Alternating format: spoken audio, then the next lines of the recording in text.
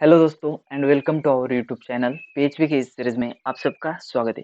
PHP course से related आज ये हमारा 19 ट्यूटोरियल है और आज हम इस ट्यूटोरियल में गो टू स्टेटमेंट के बारे में स्टडी करने वाले हैं। पीएचपी में हम गो टू स्टेटमेंट का क्यों यूज़ करते हैं, कैसे यूज़ करते हैं, इसके बारे में आज हम यहाँ पर डिटेल में स्टडी करने वाले हैं। मैं यहाँ पर अपने पीएचपी के डॉक्यूमेंटेशन में आ गया हूँ। अब हम देखते हैं कि गो टू स्टेटमेंट का पीएचपी में हम क्यों यूज़ करते हैं।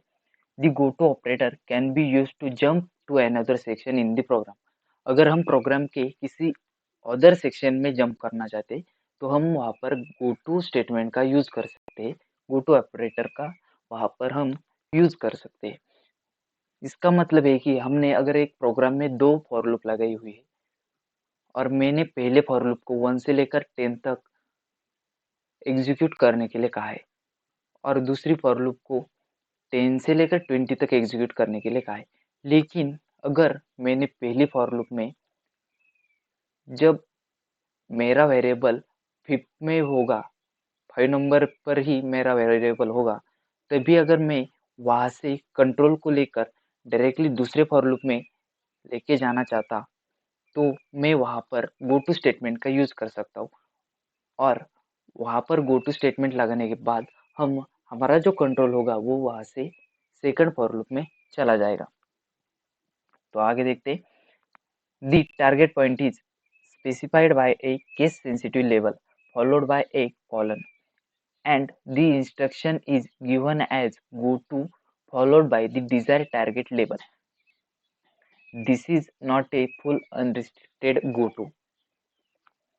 इसका मतलब है कि हमें गोटो स्टेटमेंट के बाद एक लेबल लगाना पड़ता है। वो लेबल केस सेंसिटिव होगा। इसका मतलब हम उस लेबल को आगे के पार्ट में प्रोग्राम के किसी दूसरे पार्ट में जब लगाएंगे तो हमें वहाँ पर वो जैसा हमने गो टू स्टेटमेंट के साथ लिखा है वैसा ही उस प्रोग्राम के जहाँ पर भी आप लगाएंगे वहाँ पर आपको उस लेबल को लिखना पड़ेगा। हमने जो गो टू स्टेटमेंट के बाद जो लेबल लगाया हुआ है उस लेबल को हमें इनिशियलाइज करना पड़ता है।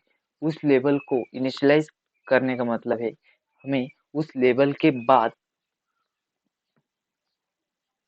गो टू स्टेटमेंट के बाद हम जो लेबल लिखते हैं वो वहाँ पर लिखने के बाद हमें जहाँ पर भी उसे कॉल करेंगे वहाँ पर उस लेबल के बाद हमें कोलन लगाना पड़ता है, तभी वो लेबल वहाँ पर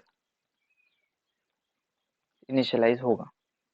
इसके बाद the target label must be within the same file and context, meaning that you can not jump out of the function और method nor can you jump into one. अगर आपने फंक्शन के बाहर अपना गो टू स्टेटमेंट लगाया हुआ है और आप उस फंक्शन के अंदर अगर वहाँ पर जंप करना चाहते हैं तो आप किसी भी फंक्शन के अंदर वहाँ पर जंप नहीं कर सकते। आप फंक्शन के बाहर अपना कंट्रोल ला सकते हैं और उसके बाद आप उस फंक्शन में एंटर कर सकते। आप डायरेक्टली उस फंक्शन में वहाँ पर एंटर नहीं कर सकते। You also cannot jump into any sort of loop or switch structure. You may jump out of this, and a common use is to use a goto in place of multi-level break. अगर आप for loop के execution को अगर stop करना चाहते हैं तो आप ब्रेक स्टेटमेंट ब्रेक स्टेटमेंट की तरह इस गो टू स्टेटमेंट का भी आप यूज़ कर सकते हैं।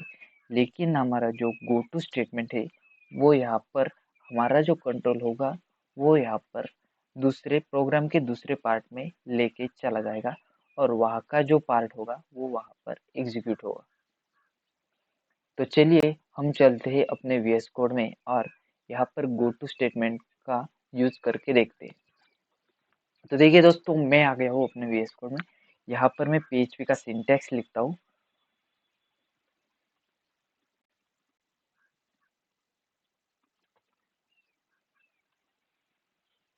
$a is equal to 1 semicolon jump.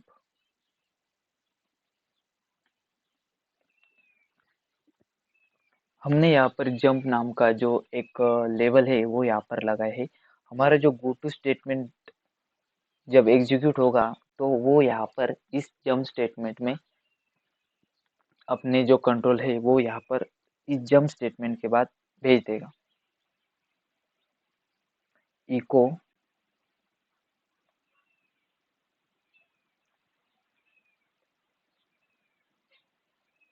Eco $a semicolon $a plus plus semicolon. अब हम यहाँ पर एक इफ स्टेटमेंट लगाएंगे। If $a is less than or equal to 10 curly braces go to jump semicolon.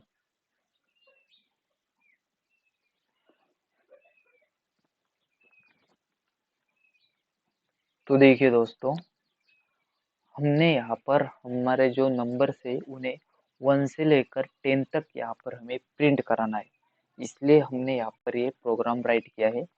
मैं यहाँ पर एक लेबल लगा देता हूँ, इको 1 to 10 नंबर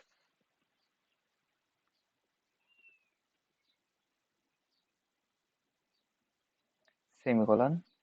ओके। तो देखिए दोस्तों, हमने यहाँ पर इस गो टू स्टेटमेंट का यूज एक फॉर लूप की तरह करने वाले हैं, इसलिए हमने यहाँ पर एक $a नाम का जो वेरिएबल है उसे यहाँ पर इनिशियलाइज किया है। इसके बाद हमने यहाँ पर एक जंप नाम का लेबल लगाया हुआ है और इसके बाद हमने एक इको हमारा जो वेरिएबल है उसे हम यहाँ पर प्रिंट कराना चाहते हैं, इसलिए हमने यहाँ पर $a लगाया हुआ है। मैं यहाँ पर हर एक नंबर को अलग अलग लाइन में प्रिंट कराऊंगा, इसलिए हम यहाँ पर एक BR लगा देते। ओके, यहाँ पर भी एक BR टैग लगा देते हैं, BR। इस इको के बाद हमने $a प्लस प्लस किया है। हमारा एक नंबर प्रिंट होने के बाद हमारा जो ये कंट्रोल है वो फिर से ही इस इफ स्टेटमेंट में आ जाएगा और ये फिर से कंडीशन चेक करेगा।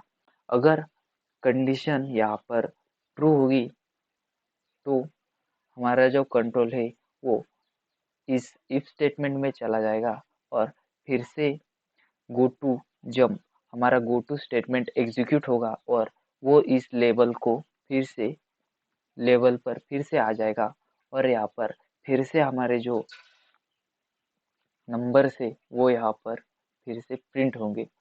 ऐसे करते करते 1 से लेकर 10 तक ये एग्जीक्यूशन चलेगा।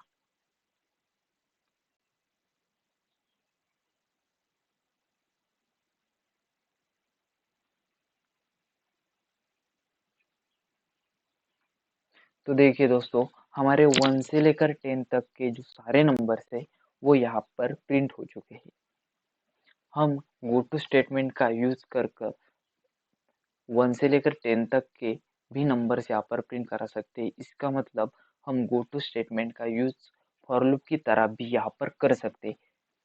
तो देखिए, हम इस प्रोग्राम को फिर से एक बार समझ लेते हैं। गो टू स्टेटमेंट का हम फॉर लूप की तरह भी यूज कर सकते हैं, इसलिए पहले हमें उस गो टू स्टेटमेंट को यहाँ पर एक वेरिएबल देना पड़ेगा। गो टू स्टेटमेंट में हम पहले एक वेरिएबल को इनिशियलाइज करते हैं। $a is equal to 1। हमने एक वेरिएबल को यहाँ पर इनिशियलाइज किया है 1 से और उस वेरिएबल को और उसके बाद हम यहाँ पर एक लेबल लगाएंगे 1 to 10 नंबर। इसके बाद हमने ये जो जंप स्टेटमेंट यहाँ पर लगाया हुआ है, वो जंप एक लेबल है। हमारा जो गो टू स्टेटमेंट जब एग्जीक्यूट होगा तब वो गो टू स्टेटमेंट अपना कंट्रोल यहाँ पर भेज देगा और इसके आगे का जो पार्ट होगा वो यहाँ पर एग्जीक्यूट होगा। अब इसके बाद हमारा जो वेरिएबल आएगा वो यहाँ पर इको $a, जो भी वेरिएबल यहाँ पर होगा वो यहाँ पर प्रिंट होगा अपने आउटपुट स्क्रीन पर। इसके बाद वो वेरिएबल 1 होगा तो वो 1 से आगे जाएगा, इंक्रीमेंट होगा। यहाँ पर हमने ये जो $a प्लस प्लस लगा है, ये एक इंक्रीमेंट ऑपरेटर है। ये उस वैल्यू को यहाँ पर इंक्रीमेंट कर देगा और फिर से यहाँ पर कंडीशन को चेक करने के लिए भेज देगा। ऐसे करते करते हमारा जो 1 से लेकर 10 तक जो नंबर्स है वो सारे के सारे नंबर्स यहाँ पर प्रिंट होंगे।